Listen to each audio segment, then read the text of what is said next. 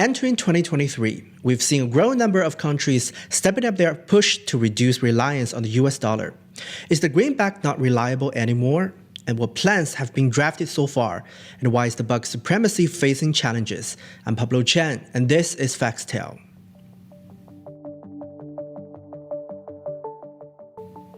Today, we're also joined by Professor Anton Fedyashin, the director of the Carmel Institute and associate professor at American University. Welcome to Foxtel. Before we dive into our discussion, let's do a quick count of the recent announcements made around the world that are related to the reducing exposure of the US currency.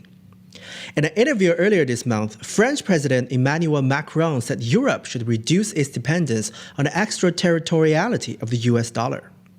His remarks came on the heels of a trade deal between French conglomerate Total Energies and China's offshore oil giant CNOOC, which marked the country's first ever LNG transaction settled in the yuan.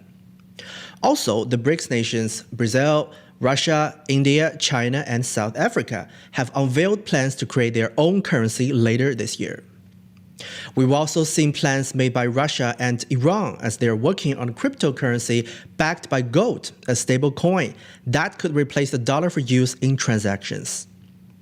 Also in the news are Bangladesh and Russia having agreed to use the yuan to settle payment for a nuclear plant.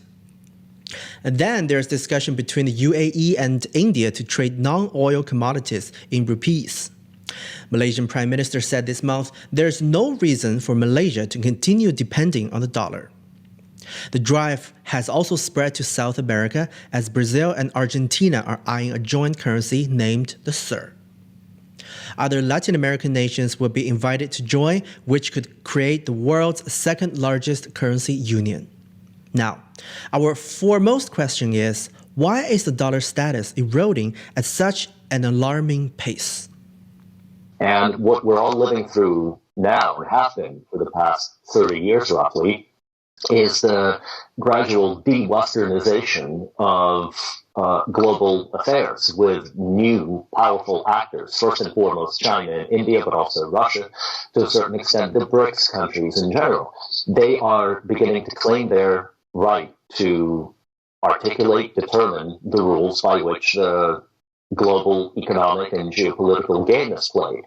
And de-dollarization is one of the multiple manifestations of this much broader and much deeper process of the gradual de-Westernization and de-Americanization of international affairs and international economics. And the fact that the United States, over the past 10 years, has unfortunately weaponized its financial system and its currency, the dollar, all of that is simply contributing, it's speeding up a process that had begun before already, but never had the traction to actually move ahead. 10 years ago, for example, we were doing this interview, and you asked me seriously what I thought of de-dollarization. Most people wouldn't take us seriously, but everyone's taking it seriously now. And frankly, I've lost track of the amount of world leaders who are talking about de-dollarization because it seems to be everyone outside of the United States. When a country or region de-dollarizes, in simple terms, it reduces the dollar's dominance by introducing more competition. One way to do that is through replacing the dollar as the reserve currency.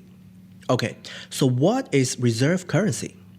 This is important to know because reserve currency is one that is held in large amounts by governments as a supplement to their own currencies. And the dollar has reigned supreme as the world's global reserve for decades. The reason why everyone holds this currency is because it's supposed to help facilitate deals. So, it's supposed to make things easier for everyone, not harder. Nowadays, some countries are wary of the dollar as its stability and reputation have been weakened by a combination of factors. Some of the factors are financial and some are geopolitical. We will dissect the financial ones first. For example, the U.S. Congressional Research Service compiled a report last fall analyzing the current challenges to the dollar's global role. The rising inflation, higher interest rates, and slowing growth are some of the just factors being referenced. Earlier, U.S. economist Nouriel Roubini also predicted the financial crisis of 2008, wrote that the decline of the dollar as a reserve currency is likely over the next decade. Pessimism about the dollar was also conveyed in a speech this month by former U.S. President Donald Trump.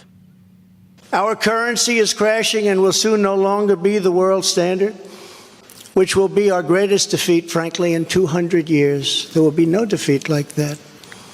And let's hear what our guest, Professor Fedyashin, has to say. So far, the struggle to manage hegemonic decline, which is what the United States is going through. It's no longer the hegemon of the planet. It's just one of the great powers, although systemically, economically, it is still the most powerful one. But so far, it has failed to manage that decline intelligently and ably, with nuanced, smart, creative foreign policy. And this seems to be a bipartisan problem, because we hear from the Republicans here on Capitol Hill statements that are basically carbon copies of democratic policies. They're just expressed in slightly different language. So unfortunately for the United States, I don't see any radical changes, although at this point, even tactical shifts may end up benefiting the United States. But we'll have to wait until November of 2024, actually January 25, to see if anything actually changes. Recently, billionaire Elon Musk, CEO of Tesla and Twitter, tweeted about his opinion on the dollar status in relation to the way the U.S. conducts its foreign policy. He described it as a serious issue. U.S. policy has been too heavy-handed, making countries want to ditch the dollar. Is the dollar still the safe haven currency for last resort? Or has it been used as a bludgeon of foreign policy? Here's what U.S. Treasury Secretary said in an interview this month. This was the moment that the dollar's hegemony and its status as a reserve currency began to falter. So there is a risk when we use financial sanctions that are linked to the role of the dollar, that over time it could undermine the hegemony of the dollar. Let's hear more from our guest in Washington, D.C., and hear about what he has observed. But once the conscious decisions began being made in Washington to weaponize the dollar, that is what has been contributing mostly to the push for de-dollarization. And the irony is that the more sanctions the United States imposes on Russia currently or on any other countries, the faster the world will be moving away from the dollar. And we see this happening on a weekly basis. Every week for the past year, there have been new deals, new announcements, new plans coming out of world capitals about moving away from the dollar. The trend of moving away from the dollar was foreshadowed years ago. A congressional report last year said Treasury officials in the Obama, Trump, and Biden administrations have cautioned that extensive use of financial sanctions could threaten the essential role of dollar and the U.S. financial system. As an example, European countries created a special purpose vehicle in 2019 to facilitate non-dollar humanitarian transactions with Iran to sidestep U.S. sanctions. But then the sanctions started rolling in, plus the unpredictability of foreign policy decisions that were connected to sanctions, such as the Trump administration's abrupt withdrawal from the JCPOA with Iran, which immediately triggered the bringback of the reimposition of sanctions and put the Europeans into a very difficult position. That contributed even further. Then, of course, COVID contributed to generally disrupting international supply chains and trade links.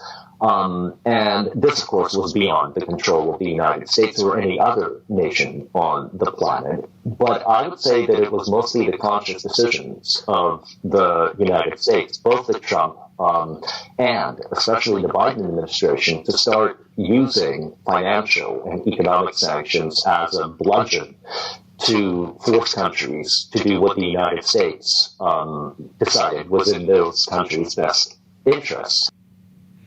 Currently, the US dollar is still officially the world's global currency, which affords the United States economic and political advantage. The US dollar was set as the global reserve currency and replaced the British pound in 1944 by the Bretton Woods Conference. Back then, the US was the largest creditor nation in the world and provided funding to Britain, which was virtually bankrupt by the World War II. Fast forward to this century, the US is no longer the largest creditor nation, but rather the largest debtor nation in the history of the world.